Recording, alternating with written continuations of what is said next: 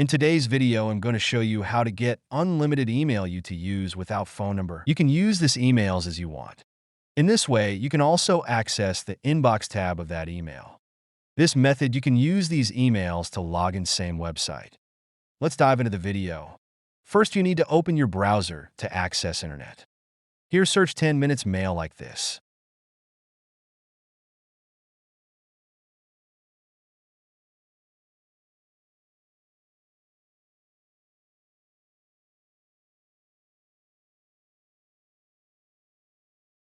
There you can use any website as you want. On this case, I will go to the first website. First, you have to go through these ads. Here you can see there is a countdown.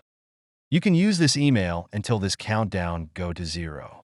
If you need another, click on 10 more minutes like this. Thanks for watching.